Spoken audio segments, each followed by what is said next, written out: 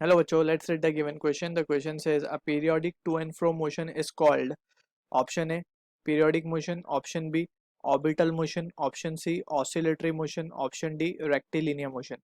So सबसे पहले तो we need to understand the basic definition of periodic motion and oscillation. ठीक है. So उसके लिए we can say periodic motion की जब हम बात करते हैं तो periodic motion is वो मोशन जो अपने आप को एक फिक्स्ड इंटरवल के बाद रिपीट करे. जैसे फॉर एग्जांपल अगर हम बात करें क्लॉक की, सो क्लॉक में 12 AM एंड 12 PM, ठीक है ना. सो ये आफ्टर 12 आवर्स ही दे रिपीट. ठीक, 12 बजे के बाद 12 कब बजते हैं? After 12 hours. तो ये टाइम फिक्स है, सो इट इज पीरियोडिक. ठीक है. सो पीरियोडिक हर वो मोशन है जो एक अपने फिक्स इंटरवल के बाद अपने आप को रिपीट करे. So this is the periodic motion. जैसे we can write about clocks.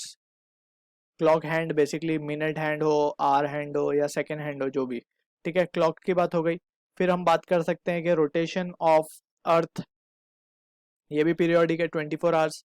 Revolution of earth 365 days, ये भी पीरियोडिक है. ठीक है, अपने आप को रिपीट करेगा फिर वो. ठीक है ना. So that is what the periodic motion is. So earth rotation etcetera, ये एग्जांपल दे सकते हैं हम किसके? पीरियोडिक मोशन के.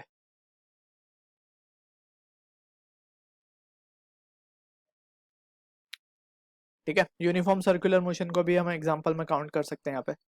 ठीक.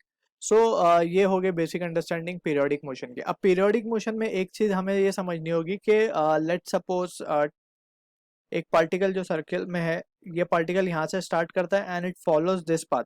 सो ये वापस आके यहाँ पे रुकता है. ठीक है ना, ए से स्टार्ट करके ए पे वापस आता है एंड लेट से इसको लग रहे हैं 1 आवर. तो ये पीरियोडिक है. ठीक है, अगर ये 1 घंटे में अपना मोशन रिपीट कर रहा है तो that mean it is periodic. अब यहाँ पे also we need to understand कि ये पार्टिकल जो है ये सिर्फ वन वे फॉलो कर रहा है, ये वापस नहीं आता. ठीक है ना, it will just keep on rotating clockwise. It will not के क्लॉकवाइज गया फिर एंटी क्लॉकवाइज हो गया. So that is not the case with periodic motion. लेकिन अगर हम बात करें ऑसिलेशन की, अगर हम बात करें ऑसिलेशन की, या फिर हम ऑसिलेशन को क्या कह सकते हैं? SHM भी कहते हैं, सिंपल हार्मोनिक मोशन. सो इसमें क्या होता है बेसिकली? इसमें पार्टिकल जो है, let suppose we have cradle, जो बच्चों का मीन्स जिसमें वी बच्चे जिसमें झूला झूलते हैं, दैट इज क्रेडल. ठीक है, या फिर हम पेंडुलम का एग्जांपल भी ले सकते हैं. ठीक, पेंडुलम का भी एग्जांपल लिया जा सकता है यहाँ पे. सो पेंडुलम बेसिकली क्या कर रहा है? It is to and fro. अगर मैं बात करूँ पेंडुलम की हैंड की, so what it is doing, ये अपना मोशन टू एंड फ्रो कर रहा है. इस साइड भी जाता है, ये इस साइड भी जाता है. अब पेंडुलम की अगर हम बात करें, सो इसका जो मोशन है, अगर एनर्जी लॉस नहीं है, that is the important thing we need to remember. Energy loss नहीं है, if no energy loss is there,